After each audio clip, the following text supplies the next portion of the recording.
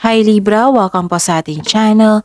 At ito ang yung weekly Kabay Tarot reading for career and money ngayong October 7 to 13, 2024. Please bear in mind that kung naka-resonate kayo, comment down.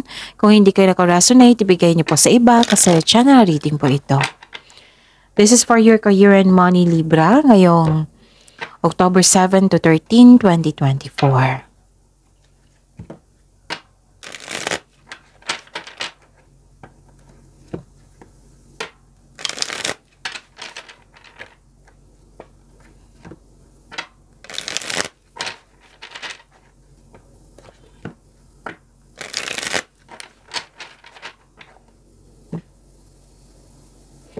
Para po ito sa inyong career and money Libra, October 7 to 13, 2024. Maraming salamat po sa inyong patuloy na suporta at maraming salamat din po sa mga hindi nag-skip ng ads. Gamitin ang reading na ito bilang gabay lamang sa mga hindi pa nag-subscribe. Subscribe na po kayo at click bell notification para malaman nyo na may bago tayong video. Para sa mga gustong magpa-reading po, may lumabas dyan sa screen nyo ngayon. Panoorin nyo po at sundin ang instruction.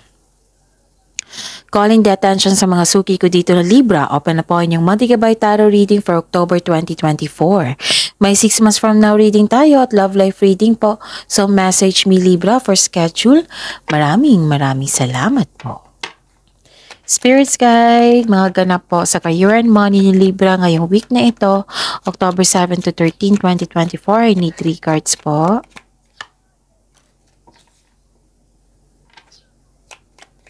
Libra.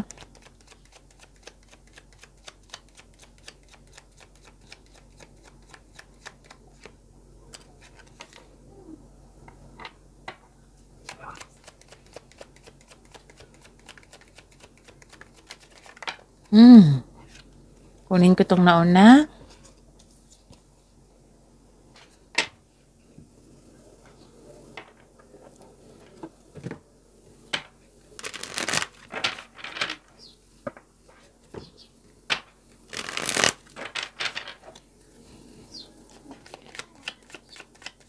Spirits guide, message po sa career and money ni Libra ngayong October 7 to 13, 2024. I need 2 cards po.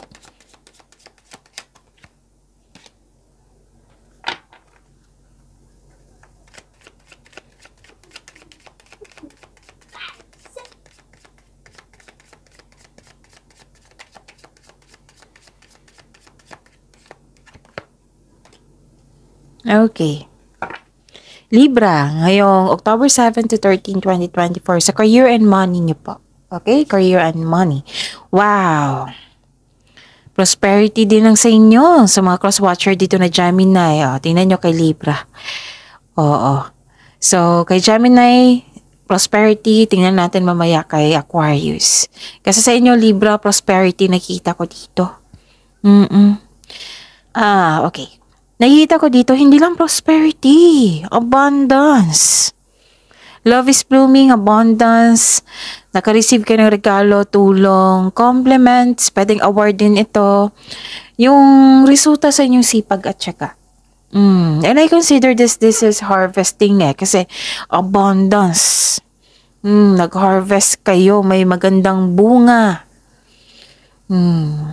At yung resulta sa inyong productivity. Naging productive kayo sa araw-araw sa inyong career and money, Libra. And yun, abundance, prosperity, cash flow, yes, nakita ko dito. May parating po na malaking pera, which is expected nyo po ito, na maraming transaksyon, kliyente, customer project, or yung mga gawain dyan na makapagbigay sa iyo ng pera, ganun. Nakikita ko rin dito yung travel. Pwedeng travel ito pa uwi para magbakasyon, travel mag-adventure, or travel para magkaroon ng new journey. Pwedeng transformation din ito ha, transition, relocation. Pwedeng movement din ito, yung bibigyan mo ng aksyon ng iyong matagal mong plano, desisyon, ganon. Ang mensahe po. Investment, wow. Investment made will have positive results that will bring prosperity. Wow! Prosperity pa rin. Tingnan nyo Libra, prosperity pa rin. So sa mga nag-invest diyan, magkakaroon ng positive result po at magkakaroon ng prosperity sa inyong career and money. Ang ganda. Invest wisely din po, sabi po ng card. Okay. Helping hand. Need others to assist with services, increase productivity. No one can handle it all. Maraming humihingi ng tulong sa inyo. Marami na kasi kayong kontribusyon dyan na napatunayan mo at nakita ng mga tao na maasahan ka, na marami kang kontribusyon, marami kang na magandang nagawa, positive outcome. Tapos, nakita ko dito, marami daw kayong gawain ngayon. Katulad ni Gemini, oh. Marami daw kayong gawain ngayon na kailangan nyo ng tulong. Oo, kung nahihirapan kayo, kung hindi nyo kaya, kailangan ng tulong. Okay? Yon. Pwede din na may bibigyan ka ng tulong. Tutulungan mo yung tao para mapagaan yung trabaho niya. Ganon. Pwedeng ganon. Okay. Ang ganda ng cards nyo po, Libra. Spirits guide, ano po yung energy ni Libra sa career and money nila ngayong October 7 to 13, 2024.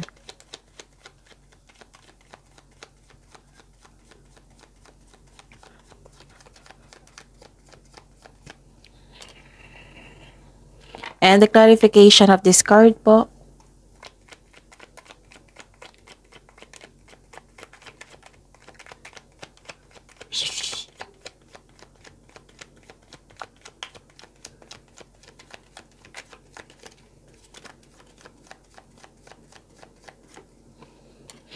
This is a daily reminder. Panoorin niyo po yung last 4 days Gabay Tarot reading niyo po para hindi niyo makalimutan, para hindi kayo malito, maguluhan, para alam din ng mga bagong subscriber natin na Libra kung anong gagawin nila. Panoorin niyo po yung last 4 days Gabay Tarot reading niyo po yung sunod-sunod na date. Like for example, napanood niyo ito ngayong October 7, 2024. Panoorin niyo po yung October 6, 5, 4, 3. Kung may nakita kayo o narinig kayong repeating message, kailangan nyo po iyan bigyan ng atensyon. Kung maaari po, bigyan nyo po ng solusyon at aksyon. Again, calling the attention sa mga suki ko dito na Gemini, Libra. This reading is for Libra ha.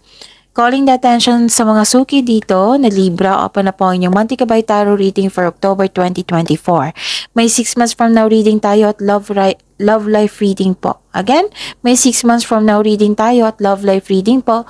So message me Libra for schedule. Maraming salamat po. So ano yung energy mo dito, Libra, sa inyong career and money?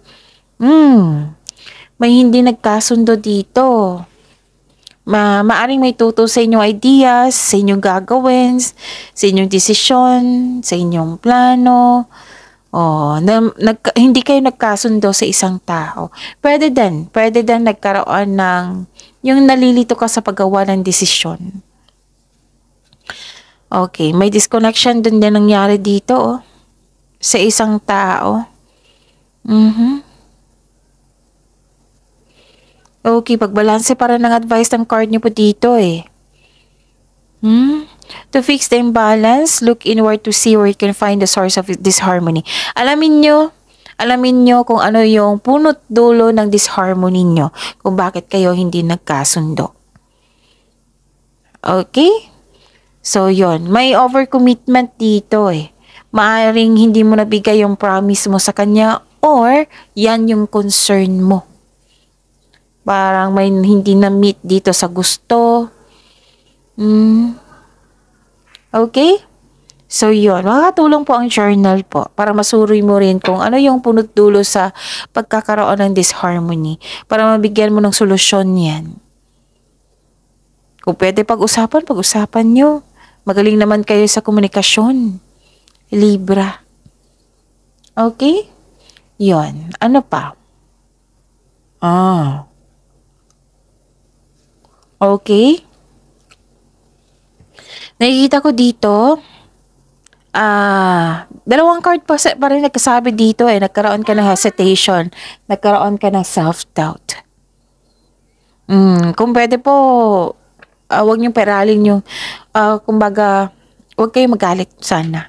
Kung kunyari, hindi kunwari, kung nangyari na mainit ang ulo mo, kasi nakita ko dito magpahinga. Baka sa sobrang pagod yan, sobrang pag-alala, sobrang, di ba, kung sa sobra sa kakaisip, hindi tayo makagawa ng desisyon din. Kasi maging masakit yung ulo natin Parang pinipressure natin yung sarili natin. So, pahinga. Kaya nga may sabi ang card dito, i-balance mo lahat. Balance sa emotion, balance sa inyong career and money, ganun. May nakita din akong delay dito. Kasi nga, pwedeng delay sa travel, pwedeng delay sa inaantay mo na mensahe, pwedeng delay kasi gagawa kayo ng desisyon. Nagkaroon ng delay kasi wala pa kayong desisyon. So kung hindi pa kayo nagkaroon ng desisyon, konkretong plano ay kailangan. Paano makagawa ng konkretong plano? Gather factual information, gather experiences. Yan, makagawa kayo ng konkretong plano yan. At makagawa kayo ng best decision. Full of positivity, attract positive direction, positivity pa rin.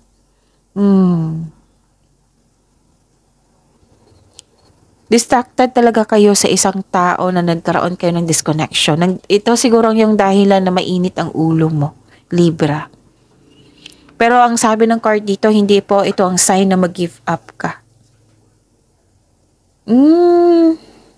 May iniisip kayo na isang taong maloloko So, be ready Libra. Libra, for this week, listen. Be ready. Kung alam niyong distraction na itong taong ito, wag niyong i-absorb yung negative energy niya. Kung nangyari na ito sa nakaraan, wag niyo nang isipin, let go mo na yan. Kasi alam niyo naman na hindi yan nakakabuti sa inyo. Hindi yan nakakatulong sa inyong career and money. Okay? Instead na magalit kayo, instead ma-worry kayo, instead na naguguluhan kayo Oo, damang-dama ko. Naguguluhan ka. Ipag-pray mo, magtiwala sa inyong sarili. Huwag kayo mag-give up. Hindi katapusan ng mundo. Okay? Help yourself, Libra. Magtiwala sa inyong sarili.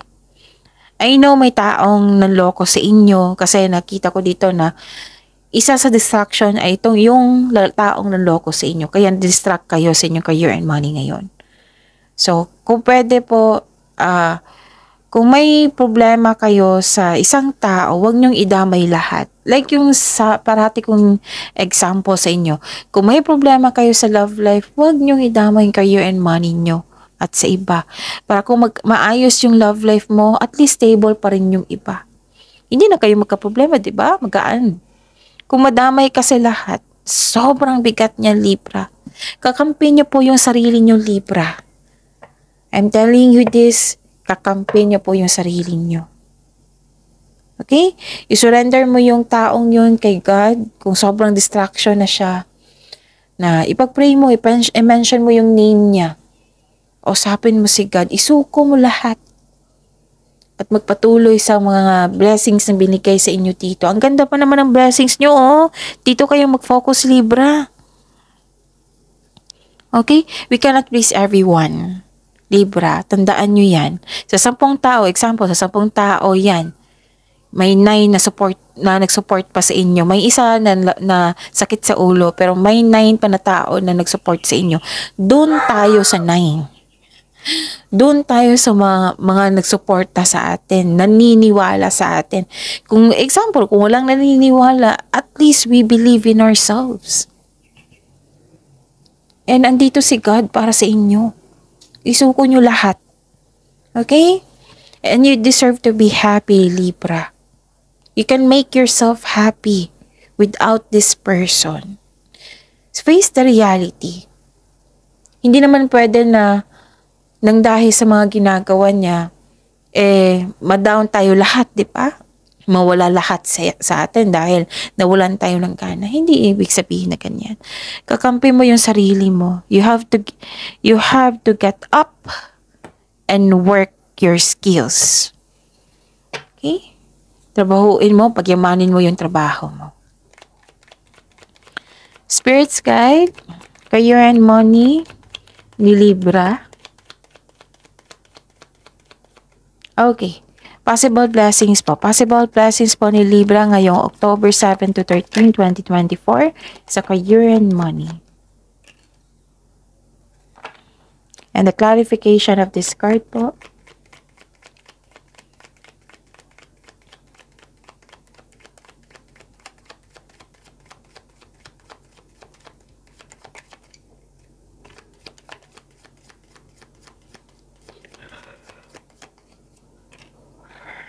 Okay. Possible blessings. Inom muna akong tubig. Saglit lang po.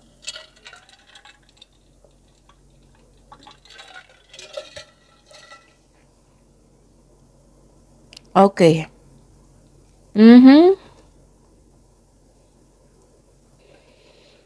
Ang ganda. Super busy kayo. Super busy kayo ngayon sa trabaho. At ang advice ng card dito, pagbalanse, parehas ni Gemini. Kasi kung hindi nyo ibabalanse, mababurn out po kayo. Isa din to sa dahilan na mainit ang ulo mo. Itong sa dami ng trabaho. Kaya nga may helping hand dito eh. Ask for help para hindi mo dala lahat ang gawain. Actually, malapit na matapos yung project mo dito, mga gawain mo. Soon, pwede ka na mag-rest o magbakasyon. Okay? Actually, blessing itong busy na ito eh. Marami kang matutunan dyan.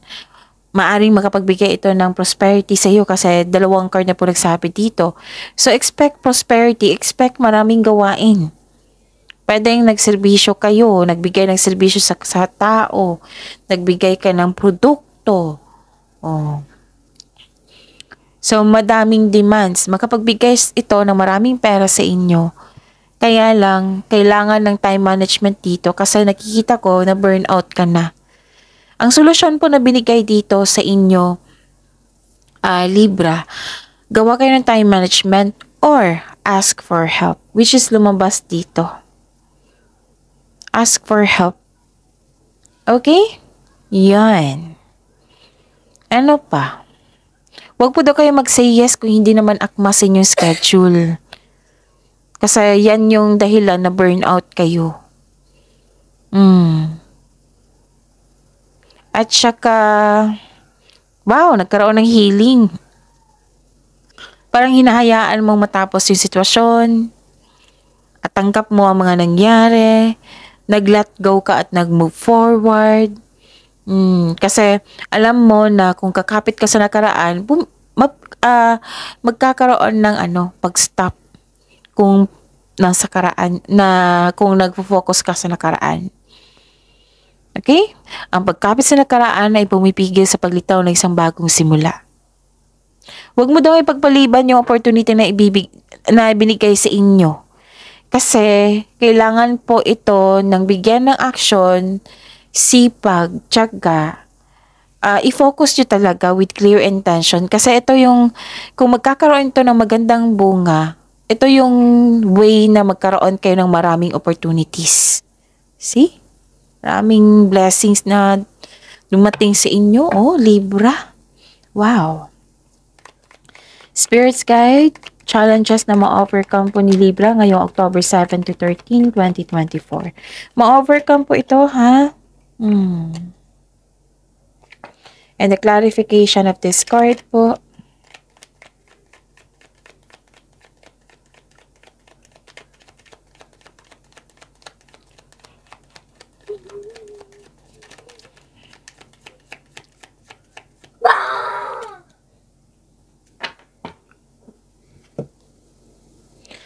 Okay.